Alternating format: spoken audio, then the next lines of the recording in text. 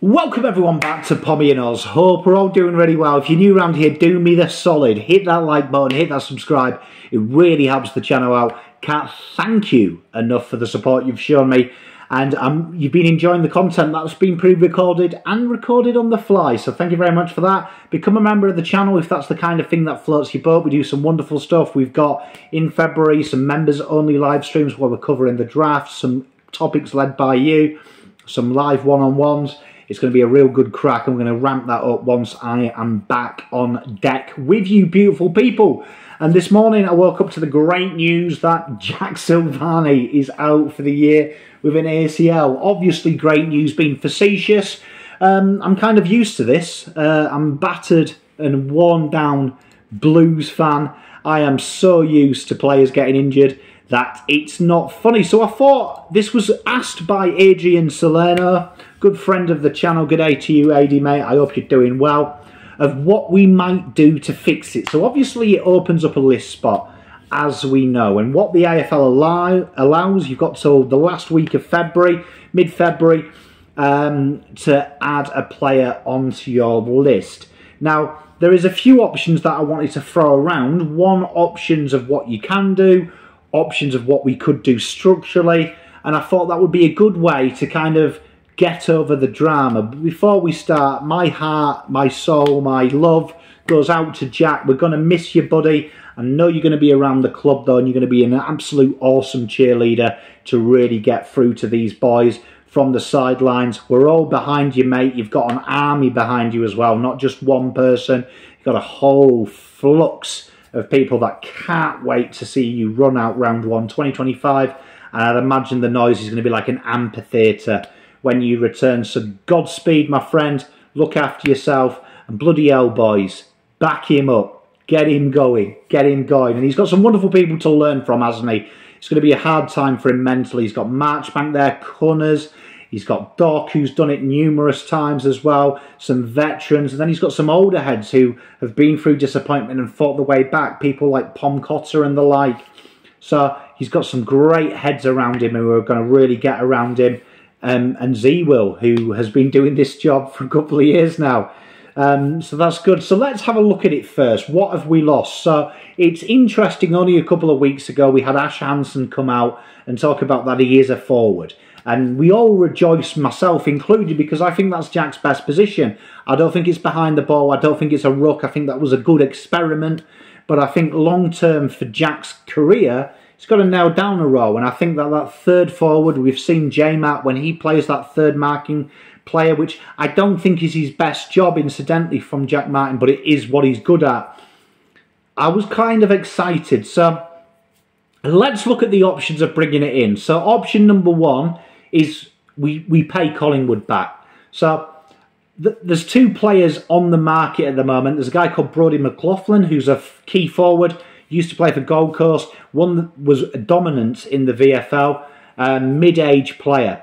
My knock on him is I think long-term going forward it's not needed. I think if you're bringing in a key forward now, when you've got Harry Lemmy there, that's the right kind of backup you want, or you have a backup who's 32, 33, just in case something happens to Harry and Charlie. Touch wood. It doesn't, but that's probably where you are. So I'm not for that. The one that might intrigue Carlton, and this is more if we're looking at someone to play that third forward, which, spoiler for later, genuinely that third forward in most clubs comes from the anti-Carlton, where Carlton have played young players as the key position. Good clubs genuinely play him as the third, a young key forward as the third. That being said, the other option Carlton may look at is a guy called Bryn Teakle, and Carlton do owe Collingwood one from them taking Oleg Markov. Now, it works out well for both clubs. We got Pom Cotter. We love Pom Cotter, and I wouldn't swap. But Carlton could look to pay him back. Bryn Teakle still training with the Pies.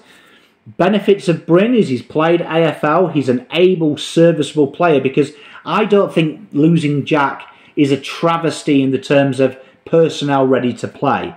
I think that it's probably a position that we have a bit of depth in, and probably something that we can make work.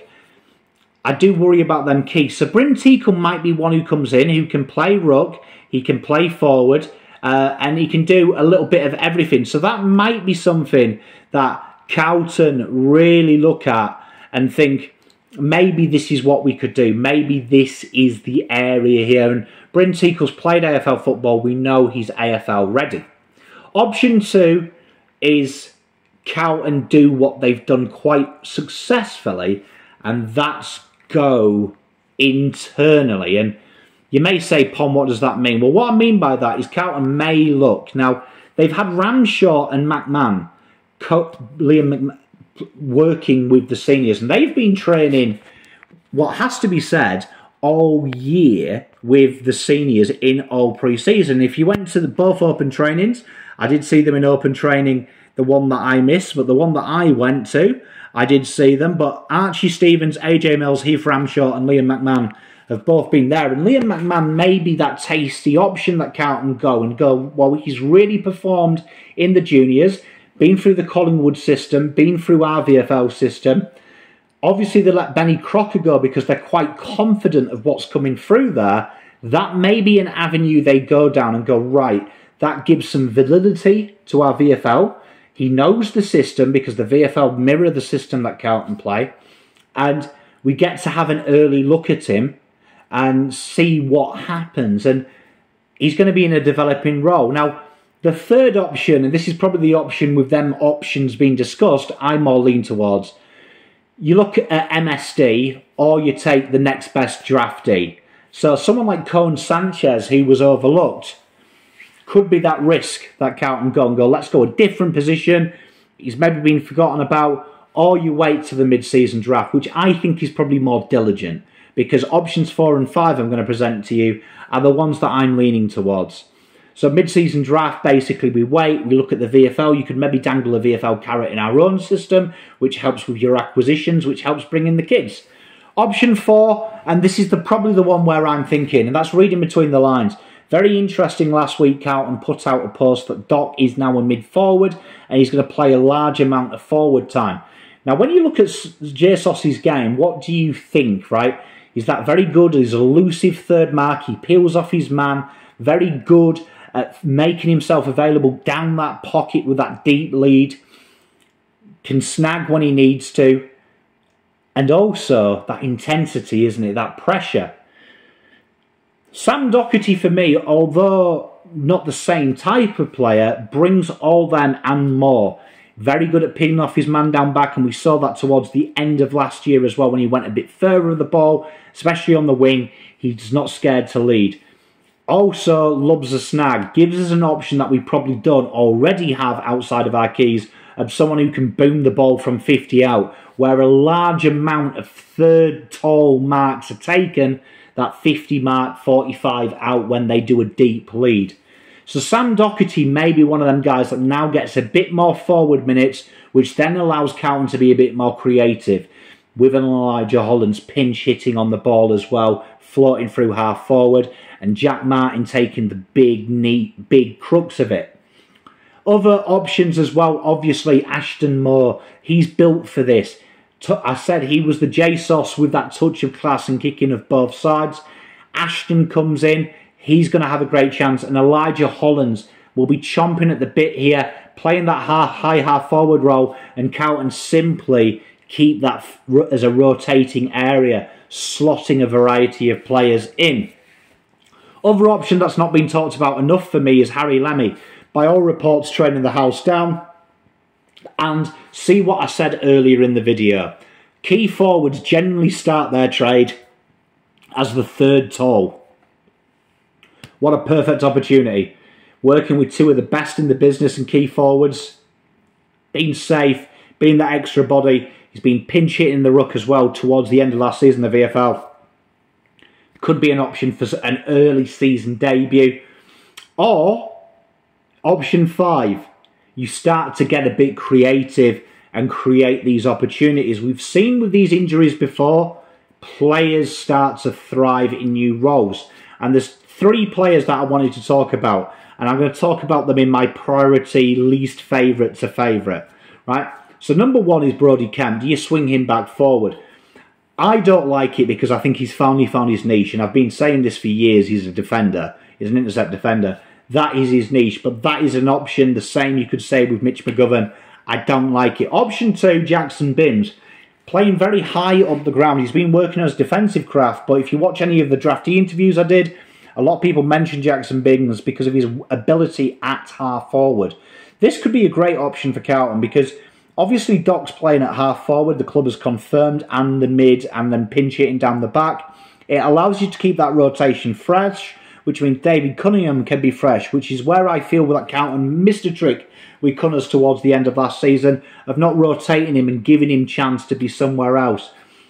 Would also help Mr. Jack Martin out that avenue as well, because he can then get into that rotation mix and Carlton can use Fantasia and all them players and really rotate them and then become a little bit more unpredictable, because I feel like that helps if Carlton don't do the same thing. I felt at times Carlton become very one-dimensional, so if there's an air there. So Jackson Binns is someone that could be in with a shout. And option 3, I looked at it and I thought, who is in there that's been forgotten about? Now, Shaun Makers is a really interesting case this year in the AFL draft, because when we talked about it quite a lot, that there was a lot of players in the AFL draft this year that were kind of unheralded, and Tasmania is always that one. And one of the ones that I was looking at quite heavily in this one was a certain Mr. Lockie Cowan. And why I say Lockie Cowan, quite simple. I look at Lockie Cowan and I think, is he getting in at half-back? Probably not. But what are his skills? Incredibly in the air, he's bigger than the average bear, he's very, very competitive, very good with the ball below at his feet, and he's got a big raking kick and he loves to give it off. He loves to give it off to players, but he's also a fighter. Is this something that Carlton look at developing? I know we have only got 2 weeks, remember? Really, you have 2 weeks of pre-season left before it starts ramping up, and by 2 weeks from now, with there already been less than 40, about 40 days to go, you've really got to be in the situation in 2 weeks' time that you know what your best 22 is. Is that something that Carlton maybe look at early doors in the VFL? Playing him at half forward as that third tall option. And in synopsis, genuinely I think the best course of action is we keep that rotation. It now opens an opportunity for Elijah Hollands, Ashton Moore, David Cunningham to really cement that spot without JSOS. And you know what? I think it makes it easier for them 3 players, because I feel like if Ashton or Elijah broke into this 22 at the expense of JSOS, because he's so well loved and he's got such a stellar name that's so important to us, I don't think the fans would have given him the love that he probably deserves.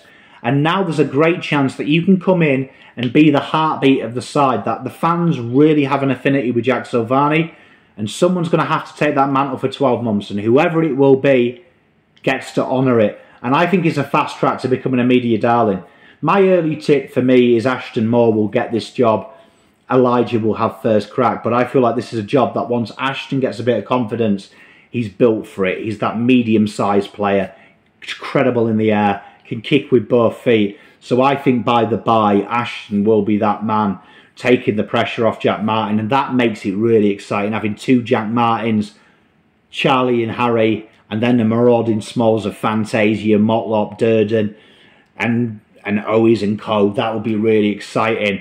And with the people kicking into him. But for me, I'm not panicked. I'm gutted Jack's missing, but I'm not panicked. I feel like long-term we'll be okay. Let me know in the comments what you think the options are. And until next time, peace, love and light. Pom out.